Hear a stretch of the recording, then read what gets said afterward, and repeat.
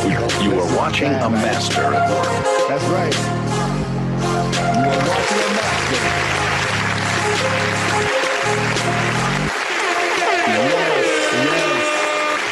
Yes. Welcome. Thank you. You are watching a master at work. Hey, welcome to another episode of Hidden Figures podcast. Behind the numbers with the restaurant scientist. I am Jason Wallace. I am the restaurant scientist. As you know, our show examines the economic disparities and inequalities within the food service and hospitality industry. So we like to speak about blacks in food service and the economic impact and the state of blacks right now in 2020 in the food service industry. I like to start by thanking my sponsors, Cornerstone Business Labs, Cornerstone Production, and Cornerstone Media. Without them, none of this happens because they pay all the bills. So we want to thank them for their contribution. Today's episode, I'm proud to have the co-founders of EATOKRA.com, both Anthony and Janique Edwards. Welcome to the show. Thank you. Thank you for having us. No problem. So, I've been fans of you guys for quite some time before we just, I guess, started talking maybe 6 months ago.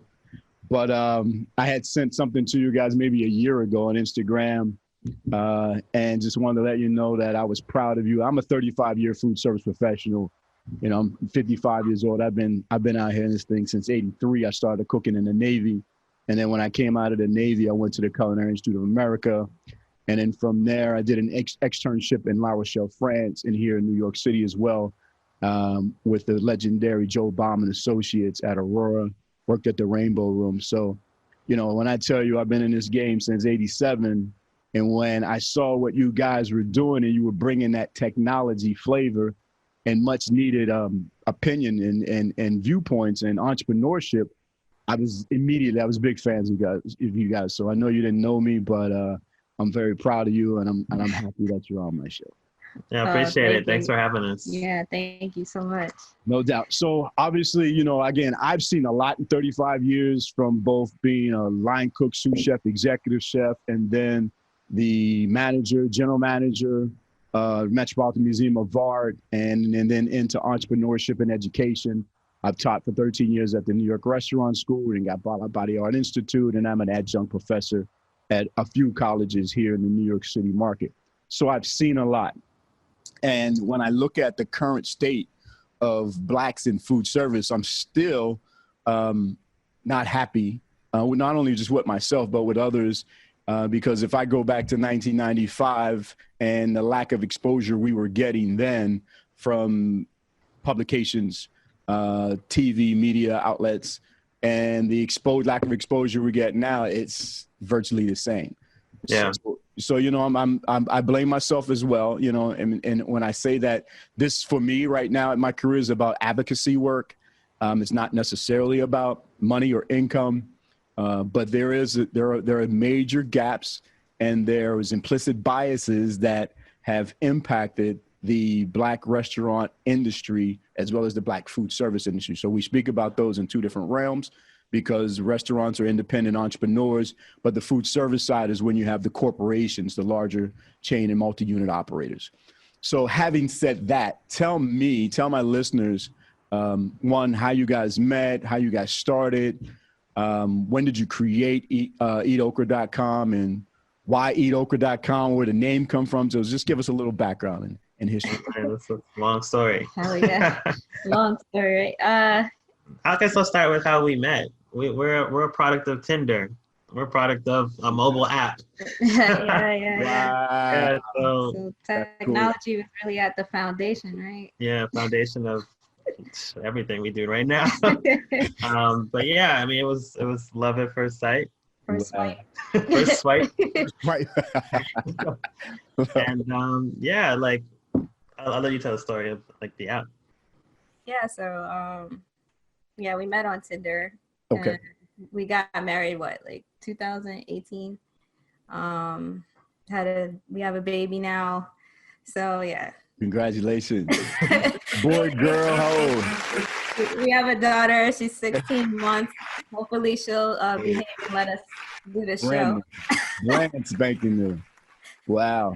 Wow. Yeah. Congratulations. We're running on fumes, but Yeah. we're good. Imagine. When it comes to Eat Okra, we started Eat Okra in 2016. So spring 2016, I moved out here to Brooklyn. Anthony and I were just still dating at the time. And I moved out here. I was living with my mom from in the Bronx because I'm from the Bronx. Okay. So I was living with my mom, paying off my student loans and all of that. And then finally, I had enough money to move out on my own. And I moved out here. I didn't know much about Brooklyn. You know, I'm an uptown girl, never really came out here if I didn't have to. So like we moved in, we didn't even have furniture yet, no refrigerator, no stove, nothing like that. So we kind of had to like venture out, you know, to sustain ourselves to eat. You know, we couldn't store food, we couldn't cook yet.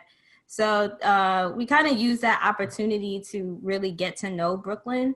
Okay. And one of the things we really wanted to do is we wanted to, you know, support Black-owned businesses and small businesses in the area locally, because I felt like, you know, like in order to understand or get to know a community, you really have to, you know, build a relationship with those businesses and get to know those businesses and visit those businesses. Be out in the community. Yeah. Right. Yeah. Because they really are like the foundation of the community. So, yeah, we wanted to support Black-owned restaurants. We, you know, took to the internet. We were searching for, you know, Black-owned restaurants in our area.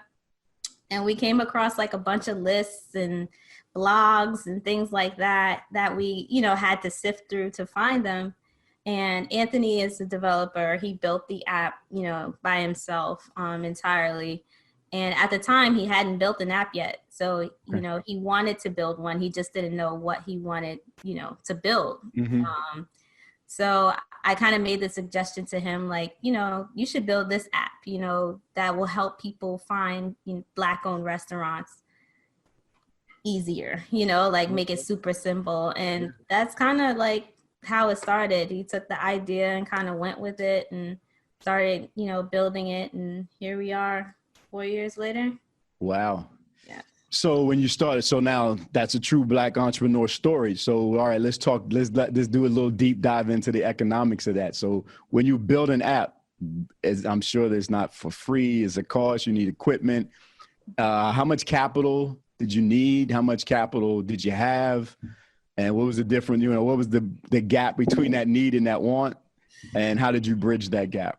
Yeah, luckily, I'm not saying luckily, but I'm a developer, right? Like a coder, like, you know, ones and zeros and all of that stuff that people just stay away from.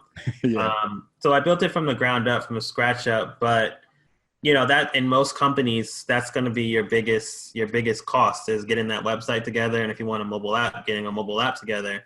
Gotcha. You know, what we have right now, if you were to pay for that, that would be upwards of $500K. Wow. $500,000 to just do what we've done already. And, but luckily I have a lot of time. And I had a lot of time back in those days. So did you go to school for this skill set? How did you acquire this skill set? Because this is also, that's a whole nother story of motivation for, you know what I mean, some young entrepreneur out there who, you know, needs to either go to college or learn how to do this stuff. Yeah. So as a kid, I've always been into like hacking away at stuff, messing with Dreamweaver back in the day when that was a thing. Okay. I went to the Army as well. Okay. And I was an aviation maintenance repair, so I worked on all the helicopters, electronic systems, like radios, things like that, and transponders. We were component level repairer. Okay. After the Army, I got out and I went to school at Fordham University, where I learned computer science. Got it. So I graduated with a CS degree in computer science. Got it. Then I went to a dev boot camp. So I got kind of like the theory in college, and then I got practical hands-on experience at dev boot camp in New York City. Okay. And from there, yeah, that's kind of like my story, how I started to learn. I got my first job a few months after dev boot camp, and I've been there ever since. I started as a junior, and now I'm one of the senior roles in our company. Okay. So, I got a lot of experience, like, and learn from some great developers in front of me on how to actually like build and think about it, architecturally and structurally. So I just, used all those skills I had and, just figured out how to make a mobile app, put it in the stores. Okay. So there was no other capital requirement. So once you develop this app, like, I'm still understanding, like, so, I'm not a tech guy, so you gotta help me out here. So your investment was your education, clearly. And then you got a job, and then, so now you're hands-on, so you're able to fill that role of a developer, of a coder that saved you $400,000 from what I heard. Yeah. So our main costs were, let's see, what's our cost? We paid about $20 a month in server fees. Okay. We paid $100, $150 to Apple a year for a developer. We pay about $200 a month for our domain. Gotcha. Not a month, a year for a domain. So our costs were really low. I mean, we only had to really pay about $50 a month to run the app in total. Right. So that was all doable, right? We could pay for that. That wasn't too much, Yep. A lot of our costs now come from like legal, running our servers now costs. So we went from running I don't want to jump ahead. We'll get to that later, but all right. Yeah. No. So that makes sense. All right. So now I get it. So I apologize, but me, I'm not a tech guy. I'm an entrepreneur, so it's like I know for a fact that whatever I can't do, I need to pay somebody to do, or I get some resources for, so that you clear that gap up. All right. So now you developed this app. So apparently you're foodies, right? I didn't really get that part of the story. So you guys love food and beverage, clearly, right? Yeah, I would say so. Yeah. She's a foodie. I love food, but I wouldn't say I'm like a foodie. Okay, because there's other things that you could, other types of businesses that a lot of Black businesses need, don't have visibility. So it could have been real estate, it could have been retail, all those other things. But yeah, we thought about that. That was a big part of why we chose food. Yeah, I was gonna say, like, at first it started out with us like, okay, let's build, a directory for Black-owned businesses. Right. And then we realized, like, okay, it's only 2 of us, and that's just way too much of a daunting task for us to try to, like, source and categorize. Right, like it just was too crazy. So like then I, started thinking, and I'm like, food would be like a really good, place, niche to focus on. Yeah. And really, I think what drew me to the idea more so than just like being a foodie was like how food always, kind of brings people together. And like some of my fondest moments, with my family and friends, happened over food. Right. And I think that was kind of like the thing that was like, okay, food makes sense, because naturally it's something that not only do people always need, but it's something that brings people together. And it's something that, many different people can kind of get behind. So that's when we decided, okay, like we're going to make this food and beverage focused. Yeah. And I would say too, like there's a couple other apps that are doing a really good job at like handling those other parts. Yeah. Handling the other like sectors, clothing, professional services, right. Other beauty brands and stuff. So we felt like we could really carve out a food and beverage space. No, absolutely. It was a void, huge void. You hit the nail right on the head. How did you come up with the name? So okra is a seed that was brought over during the slave trade. It's a seed that, came over from West Africa. It's a plant that a lot of the slaves would, plant to sustain themselves, because obviously they weren't getting, the proper nutrients and nutrition and food that they needed. So what they would do is they would plant okra on little plots of land whenever they could, and they would cook it and eat it. And it's something that, no matter where you were brought over from in West Africa, it was something that, all of them were familiar with. Right. And, my family is from South Carolina. Those are my roots. Anthony's family is from Louisiana. Those are his roots. Gotcha. And, it really is a staple in a lot of Southern food. Absolutely. And there's something about like the stickiness, and the binding that, you know, it kind of goes with, you know, what we wanted to do, which is kind of bring things together and bring people together. So it just kind of made sense. Yeah. Also, it's a conversation starter because, you know, people either love okra or they absolutely hate it. So we tell people eat okra. They're like, we're not downloading your app because we don't like okra. Yeah, we've actually had people say that to us. Are you kidding me? Wow. Yeah, like I would download it, but I don't like okra. It's like, wow. That's right. So, but either way, like the name sticks. You know, okra was taken, so we just slapped the eat in front of it, and you know, a lot of apps are doing that. Yeah. Yeah, it's really like a nod to our history, and it is. You know, I agree. You tie it all together very well. Great story, great logo, great name. So congratulations on that again, and thank you for your service, brother. That military thing. You know, we always appreciate and applaud our veterans. So. All right. So now what I do know about business in the tech world is a minimum viable product. All right. The ability to put, you know, you don't develop something with all these bells and whistles. We've learned that over the years, right? You don't build something with all these bells and whistles and then put it out there or stay in research and development for 2 years and $200,000, $300,000, $1 million later and put it out there and find out that people just want, you know, a basic app. So talk to me about the development of when you decided to launch. What was that minimum viable product that you put out there? What did you learn?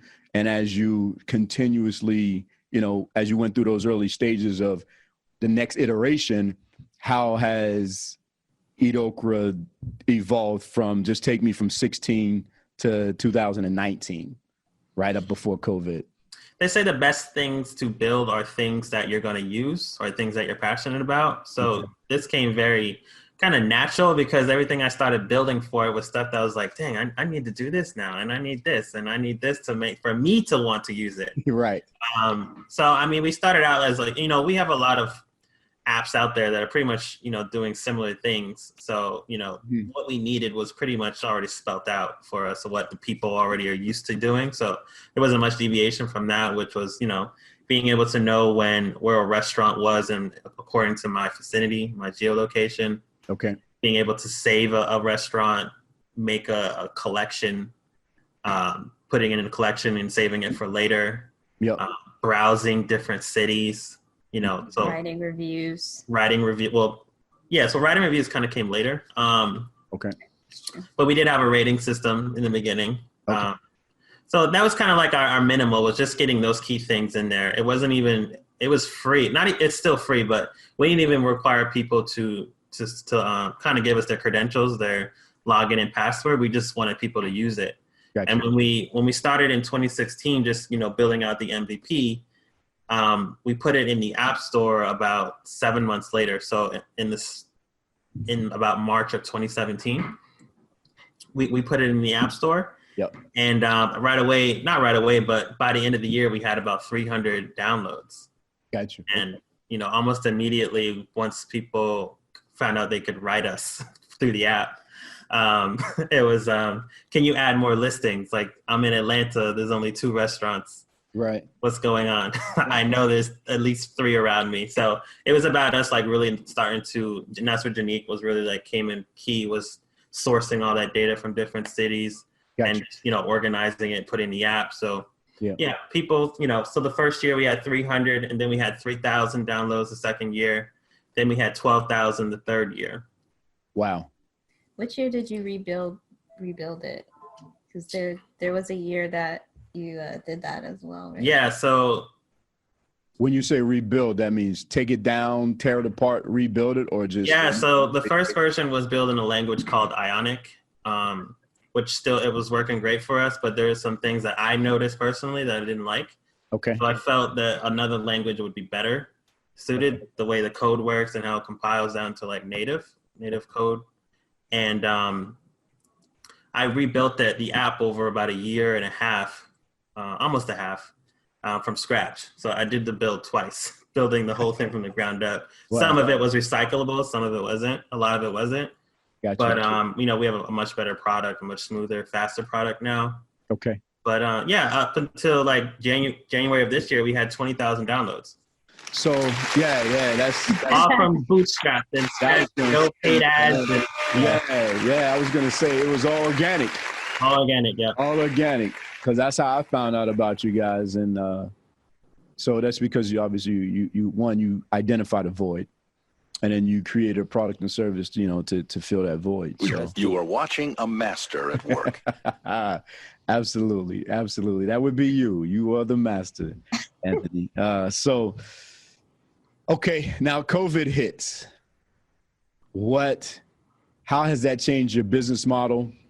How has that propelled you to another level? Have you developed a new iteration of the app? What does the app do now? So yeah, I'll talk a little bit about this year, which has been pretty insane for us. So COVID hit. Everyone is, everything is put on pause. Everyone's forced to stay home, and the restaurant industry, as you know, is still taking a huge hit. And then, George Floyd is murdered. Mm-hmm. And that kind of sparks the conversation of, social injustice, racism across so many different spectrums, right? Mm-hmm. And one of them being Black business, and, how difficult it has always been, for Black business owners, especially at this very, trying time. Mm-hmm. So, everyone was like, we got to support Black businesses, and someone tweeted about, if you want to support Black restaurants, you should download this app, EATOKRA. Mm-hmm. And then next thing you know, within 4 weeks or so, we have how many downloads? Yeah, so at the January, right, I said at 20,000, and now we're sitting at close to 300,000 downloads. Yeah. So in the last, absolutely. Yeah. So in the last 6 months, we've had 4,000% increase. Wow. Yeah. In February, before all of this had happened, right before COVID happened, February we had a slight bump in downloads. I think we had 20,000 downloads in February of this year, because of Black History Month. So, we were ecstatic about that. Oh my God, we got 20,000 downloads. And then this thing happens and we're like, oh my goodness. Yeah, and everything kind of really changed at that point. Yeah. Because till then, up until that point, we were just we were an app. We were a company, but we didn't really operate like a company too much. We didn't have we were really flying low. We knew what we had. We knew where we were. We were still kind of going at our pace, since we haven't got invested in, or, we didn't really have investors over our head. You got to move and build and scale. It's just at our pace. Right. Right. And during that time, we were, our family was growing. We got married. We had a baby. Yeah. So it's we were still building, but there were other things too that were absolutely, we were focused on as well. So let's talk a little bit about the business model. I don't want to take you to a space where you're uncomfortable. But how do you're making, is it the app is free, right? So is it a subscription model? What's the revenue stream, sponsorships, memberships, subscriptions? Talk to us about that. Yeah. So, up until very recently, it was just completely free. We were pretty much processing all the listings, and now a lot of owners are requesting to be on our app. Mm-hmm. And so we built out our backend to give them the ability to kind of manage their own data, to kind of offload the work from us to them. Mm-hmm. And it's going to be more accurate from them anyway, so it should be more accurate from them. So the business model. So, but yeah, subscriptions. So in subscriptions, you basically get different abilities to placement in the app, preferred placement, different view some analytic data, view some what else can you view? Different positioning within the app as well. And then we have, what else is our model? Advertising space. So you can buy additional space in our top spots that are, where the spots where everybody are going to be clicking, high value target areas. Gotcha. We are implementing a marketplace within our app. So it's really important that we're trying to support a lot more people than just restaurants. So a lot of people are making their own products like spices or barbecue sauces, jams, teas, coffees, and stuff like that. So we want to put a mini marketplace within our app, okay, so that we can sell their products right and go straight to your door with it. Yeah. Okay. What else? We got some other stuff we're doing. Third-party advertisers. We also bring in money for that. Okay. Third-party partnerships. Yep. So at this point, have you taken on any investors? No. No investors. Are you looking for any investors? I think. Yeah, we're open to the conversation. Yeah, like, we have some partnerships in place that we might not need it, so okay, we're kind of happy with that. So we're just gonna just see how we can work it with just what we got. A lot of companies have over invested or received in funding and right. and not worked out. So we want to try to maintain as much of our company as we can. Yeah, absolutely. as long as we can, yeah. Mm-hmm. Yeah, absolutely. So if somebody wanted to advertise on your space, can they do that now on your platform? If I wanted to advertise my business on your platform, I can do that now? No, not technically. Not yet. Technically, it's something that it's in our product roadmap. It's one of the first things we want to get to in Q1. Okay. We're just, it's just about a couple of the tasks we got to get to. Okay. All right. So let's talk about Q1 2021. All right. So you brought us from 16 to 19, and then we talked about 2020, which was an explosion for you guys. I haven't seen Thrillist recognized you recently. Talk to us about that a little bit. Actually, I was watching a football game and I seen a EATOKRA.com commercial. Was that real? That was you? Yeah. We out here. We out here. Yeah. So right now we have a partnership with Bud Light. Bud Light. Yeah. So during the NFL season. Yeah. That's what it was. Yep. It was a Bud Light.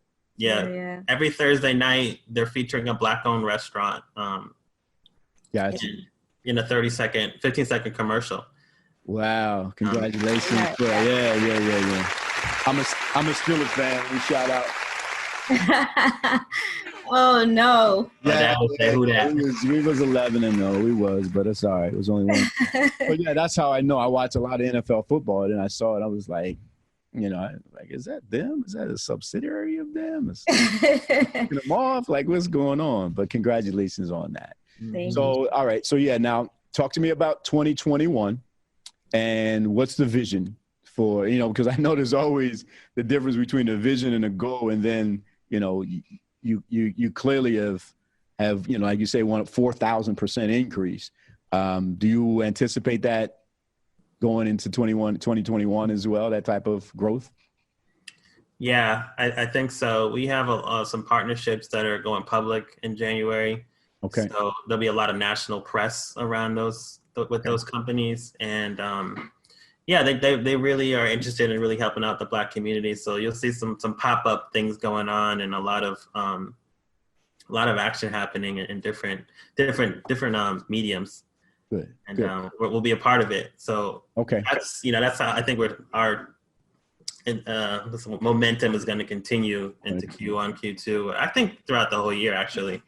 So I don't, again, I know some of these things, litigation and privacy, you can't speak about, but is there anything else you want my listeners to know about EATOKRA.com currently and in the future? Yeah, I mean, also in Q1, we're growing into food trucks. Okay. We're expanding our who we support. Right now, it's really heavily restaurants, but we're now actively you can have food trucks on there. Okay. We want to include pop-ups, chefs. We're redesigning the marketplace, right? So I think we're going to really do a lot of changes on the platform, on the app itself, and then also our website as well. We're going to be doing a lot of upgrades there. I think that's going to be our real focus outside of, the partnerships and campaigns and things that we'll have going on. We'll be focusing on, really beefing up the platform. Okay. And, really getting the marketplace to be like an experience that lives on the platform, lives on the app, right? And the site. So, you know, we're excited. Like, yeah, and another thing like that's really important to us is really we want to get our content. We really want to push more content, push more stories. Yeah. We have a stories feature on our app now that a lot of people are using. So we really want to just like double down on that and really start telling authentic stories about our owners and what they're doing, about the products, why they prepare a meal they do, what's their favorite memory of food, right? Yeah, absolutely. And also we really want to build out our resources part of our platform. We haven't really spoke to that yet. Yeah. So we really want to not just like amplify business owners and get butts in the seats, so to speak.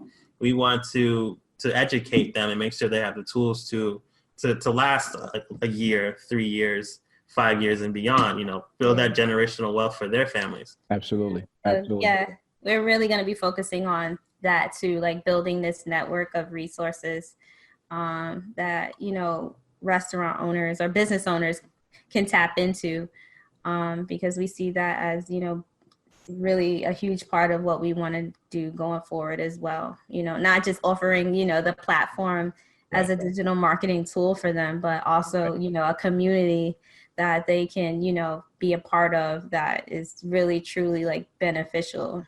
Absolutely. Absolutely. All those wraparound services. Yeah. So we're just trying to align with that you offer.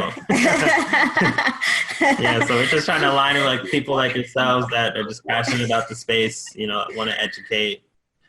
Yeah. I mean, I would love to work with you guys. I mean, we got to figure it out because it does overlap a lot. And you know, one thing, if you know anything about me historically, you know, I came out of college and I started a nonprofit organization. So, you know, for me, it's always been about Black chefs and Black restaurateurs and the ability to economically survive. This is not a hobby, right? In order to really gain and build wealth, you really have to understand the science, which is why the tagline is the restaurant scientist, because there's a science behind building and making a restaurant. When you see these companies that are young, 10 years old, Shake Shack go public 10 years. You know what I mean? You know, there was no Food Network. There was no Grubhub. There was no Uber Eats. You know what I mean? Like, so you got Thrillers, you got Jewel, you got all these, like somebody's got to come and, you know, like, I'm just not a big fan of Uber Eats and because they charge restaurants 30%. There's not 30%. There's not 30 pennies in that dollar to give to a third-party delivery company. Yeah. So, you know, I love what Jewel and Thrillers is doing. You know, I've been speaking to those guys about, you know, really, you know, coming at 10%, coming at 15%. So there's opportunities there. There's opportunities on the educational side. There's opportunities on the consulting side. I really don't like to call myself a consultant because most restaurateurs are already strong-minded and they won't even admit that they need a consultant. And most restaurateurs and chefs, the egos and the passion is so intense that it gets in the way of their ability to make an educated decision about the business. Yeah. You know? So, you know, what you are doing and what you know, like there's a lot of things that are parallel. And at some point in time, I feel like we're either going to become strategically aligned or we're going to become competitors. And I don't think we need to start another nonprofit organization in Harlem and Brooklyn. And I think we need to come together and bring our resources together. So, you know, hopefully you guys have the same like mind. But I think that there's added value that you bring from a technology point of view. Clearly, someone with my level of experience and network, from an operational point of view, there's nobody, you can put me in a room with anybody in the country from any food service organization. It don't, like, I don't fuck. Where's the sound on that one? You know, I got 3 degrees in this shit. You know what I mean? I got a culinary arts degree, I got a bachelor's degree, I got a master's degree, all in food service. You are watching a master at work. And, you know, but it is what it is. But these are the type of conversations that I have here on my podcast with people like yourself, because we have to be real. You know what I mean? It's not anti anyone. It's just pro us. Yeah. And if we understand that, which you clearly do, you know, the sky's the limit for us. Yeah, no, I agree. Like, even for myself, I'm a developer first. Like, I had to really like dig deep to go learn the business part of it, and I'm still trying to figure out what I don't know. Right. You know, I'm trying to get as many advisors and guidance around me as possible to help me make, you know, the smart decisions. Yep. But you got to know yourself and know your weaknesses and know your strengths and weaknesses to know that this isn't what you do, and you need to bring other people. I need help in this area. No, absolutely. No, I was just saying, you know, you have to be, you know, humble enough to admit when you need help in certain areas. Yep. And it's not a bad thing. It's not a bad thing at all. It's not. I mean, COVID hit, and probably 50% of the restaurants, whether they're black or white, won't survive. But, you know, to be quite honest with you, you know, many of those operators weren't good operators prior to COVID.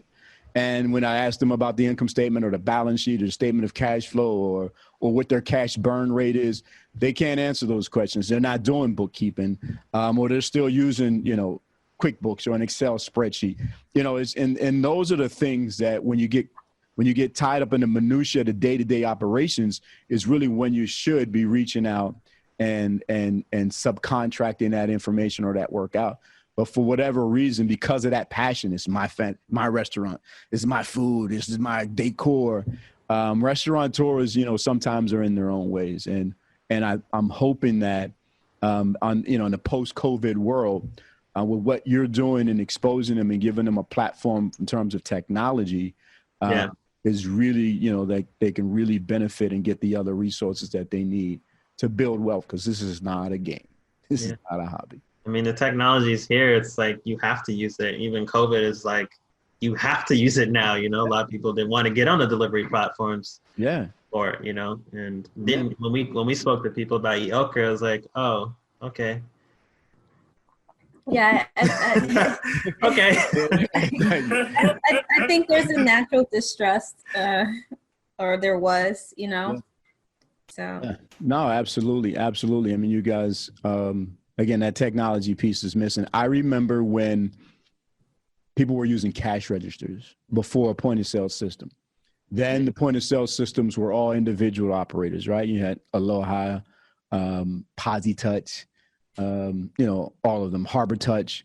And then the credit card processing companies purchased them, right? This is me. Like, no one else is out here. No one is, that I know of that is black. So I've been talking about the economic impact of the food service industry as a whole, right? Not just the restaurants. What about food distribution? I'm going down south to meet with some black farmers next week, right? We talk about, you know, I can get you access to Sea Island peas. I can get you access to Black Angus beef.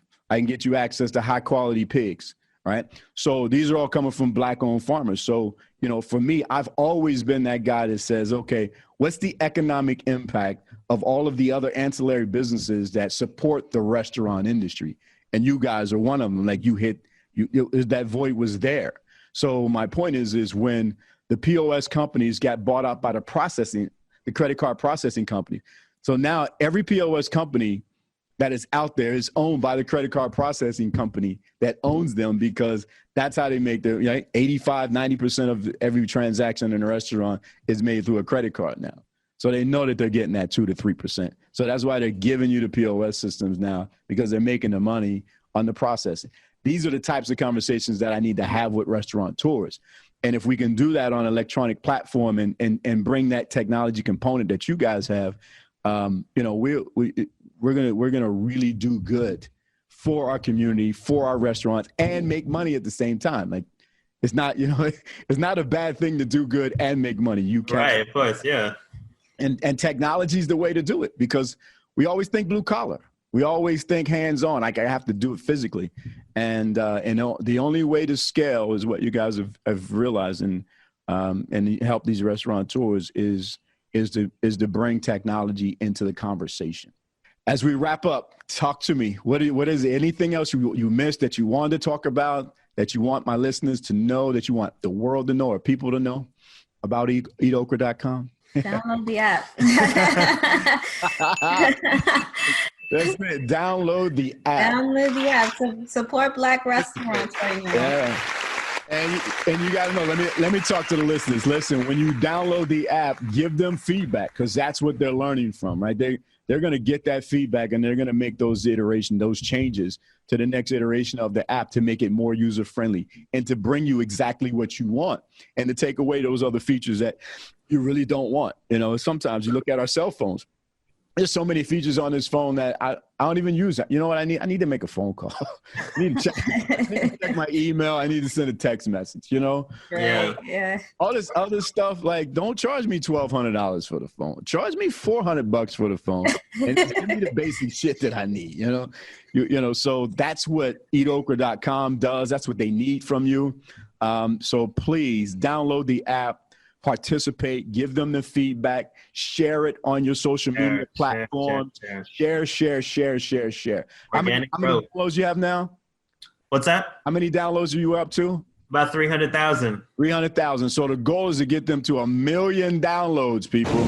We want 1 million downloads by Q1 of 2021. Yes, that is the goal. Yeah, and also please, in the app, there's a form on our page that you can submit new listings to us. So if there's stuff that you see that we're missing, you can add it straight to us. We get it on our back end and we'll process it. Not just restaurants, but food trucks, chefs, meal prep, ghost kitchens, wine shops, you know, bars, lounges. We want to make sure we're getting a large data set so that whatever you need that's Black owned, it's food or beverage, hospitality, we want to make sure you got it at your fingertips, right on your phone.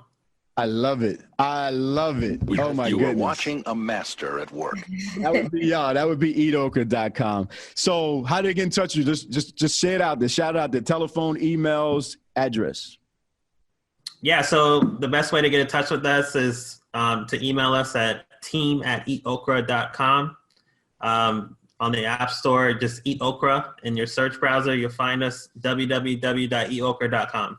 Okay. Yeah, and if you're a business, you know, visit our website, www.eatokra.com, and sign up on our platform. Excellent. Yeah. Well, we want to thank you guys again for coming. We wish you much continued success. I'm extremely proud of y'all. I love y'all, and you can do no wrong. Thank my sponsors, Cornerstone Business Labs, Cornerstone Production, and Cornerstone Media for funding this wonderful show. Until we meet again, power to the people.